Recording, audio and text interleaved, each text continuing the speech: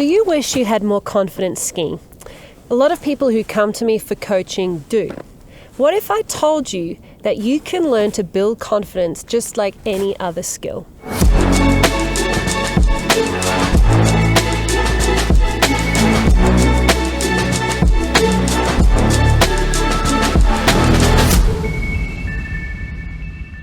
So in skiing and other sports, but performance in general actually, we build confidence by experiencing past success.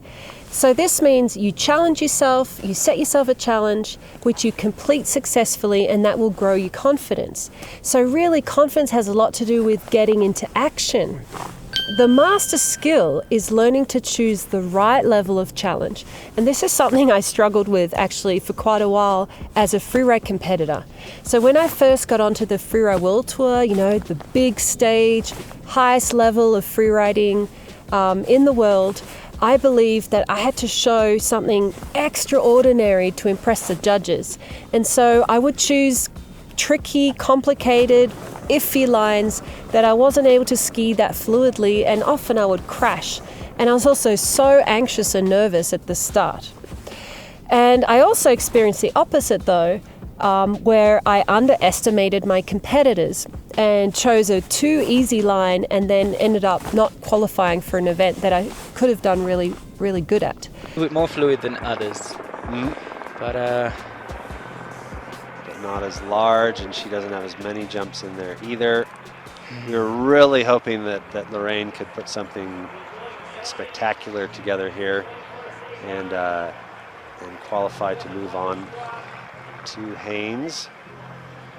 Doesn't look like that's going to be the case at the moment. So what I finally learned, and this is the golden nugget I want to pass on to you today, is that really all I need to focus on is my own personal progression and not on anyone else. By doing this, I'm focusing on what I can control on my own skiing. I'm asking myself, what challenge do I want to set myself on this particular venue, on this particular day? What is the next step in my skiing to progress my skiing?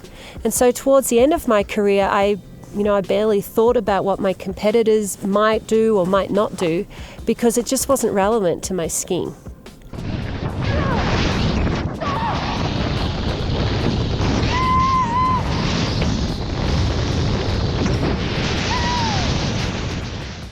ooh, that was She held it. pure will on that last landing. But how do you know if you're setting yourself the right level of challenge? Well, our emotions and also the physical sensations in our body can help guide us here. So if you're feeling super stressed and anxious, it's a good indication that you need to just bring the challenge level down a little bit so that you can get into the flow quadrant. Now, flow is a unique state of mind in which we can be really present in what we're doing, and it enables us to make good moment-to-moment decisions and also perform at our best. So the aim is to find a challenge that matches our level of skills, or maybe the challenge is a little bit above our skill level. That's kind of the golden medium, and that's where we're going to find flow.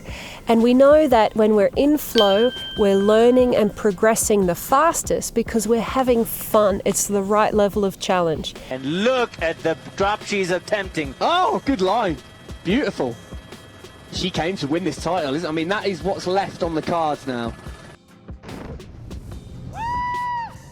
Over-challenge yourself, and your brain is going to sense danger and is going to activate your fear response, and you won't be able to perform at your best. You'll be way too nervous, too tense. On the other hand, if you're under-challenged, you might feel a bit bored or apathetic, maybe everything under control, too relaxed. You're also not going to be able to perform at your best because you won't have that 100% focus. So at the right level of challenge, you get what I call good nerves. It's when you feel a certain level of arousal, of nerves, but it's to get you focused, it's to get you, your body prepared and ready for action. So to sum up, guys, we build confidence by seeking regular challenges that match or exceed a little bit our skill level, by taking small and gradual steps, and by just focusing on your own personal progression. Try it out and have fun with it.